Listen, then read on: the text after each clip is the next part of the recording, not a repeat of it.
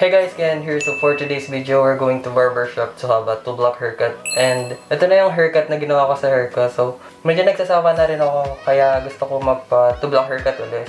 Kasi medyo mahaba na yung dito. And ayun nga, sana maging maayos yung kalabasan ng haircut pagkatapos ko papagupit sa barbershop. So sa low-key barbershop muna tayo ngayon. Let's see na lang kung ano mangyayari later. So dito na ako nag-intro para hindi na ako mahirapan mag-intro mamaya din sa labas. So ito pala yung hair ko ngayon. So, kakausapin ko na lang yung barber ko para mag-gets niya yung haircut. So, ang sasabihin ko is undercut. So, siguro, explain ko na lang ng onte and mag-gets na niya yung sinasabi ko. Tapos ako na lang yung magtitrim ng sarili ko if ever na medyo, So, alam niyo na. Then guys, see you later. Bye-bye.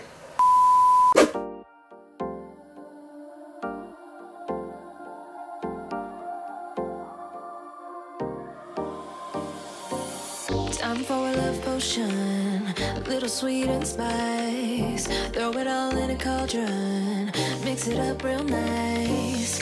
Fire in my eyes, stir counterclockwise. I dream of you all night.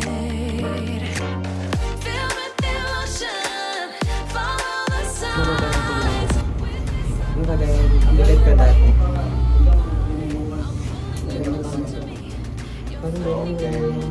Clip.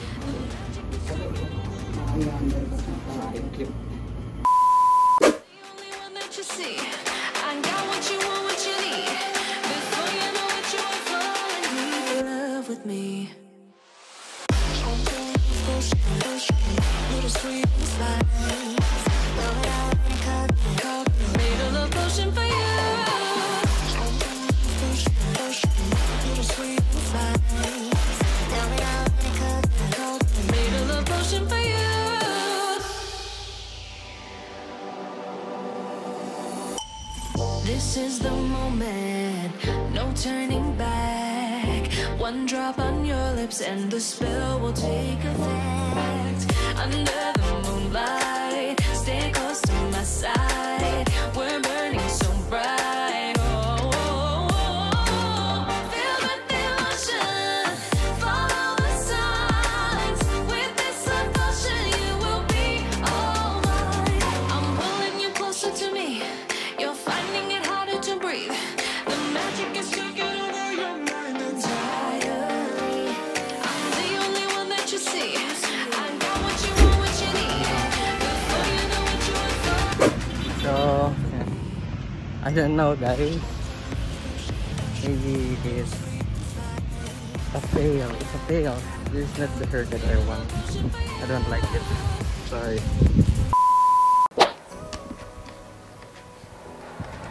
Hi guys, I'm back. Hi.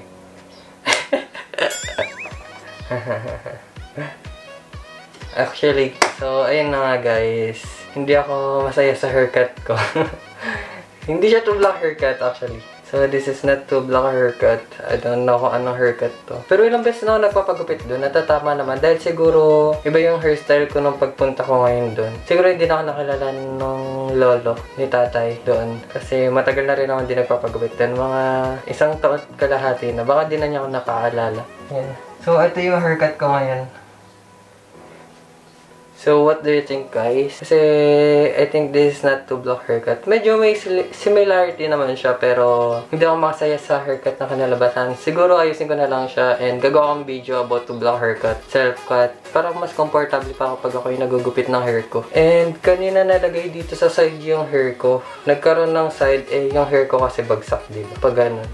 Tapos napunta dito yung side. Kasi minsan pag nagpapagupit ako, tinatanong pa ako kung saan yung side ng hair ko. Pero hindi ako natanong. Para napunta dito lahat ng side. So, barbershop is cancelled. Joke. So, ayun guys, ramdam ko naman yung nararamdaman nyo kapag medyo namamali talaga yung barbero. Kasi hindi niya talaga mag-gets. Medyo mahirap explain yung 2-block haircut. Kanina hindi na ako nag-explain. Tinatamad kasi ako magsalita eh. Pero okay nga, pinabayaan ko na kasi gagawa din naman ako ng video ng self-cut 2-block haircut. Kaya hindi naman ako masyado nalulungkot sa hair ko. Pero ayoko lang, parang nagkaroon ng shape na pag ganun yung hair ko. I mean yung head ko, nagkaroon ng shape na parang pag ganun siya. Ayoko ng ganun. Gusto ko kasi medyo nagbabalance pa yung itong baba ng back ko. At saka dito. para may volume pa rin dito. Parang nag-flat talaga siya eh. Parang pumasok siya, diba? And ayun, pati grabe magnipis. I mean, grabe mag-thinning scissor. Kasi pag nagtitinning scissor lang sa, dito lang sa dulo, hindi dito sa may gitna. Kasi mag-iiba yung ano ng hair. I mean, mag-iiba yung reaction niya. Parang biglang, parang magdadry siya. Ganun. Sa gitna nagtitinning scissor kasi hindi na siya magpapantay-pantay. Pati medyo mahirap na siya i-hairstyling. So, sa tingin nyo guys, okay ba siya? Comment below kung okay siya. And hindi. So, medyo nalulungkot lang ako kasi hindi nakuha yung two-block haircut na lagi ko pinapagupit dati dun. Ngayon lang nagkamali. Pero sige, pwede na rin. Siguro.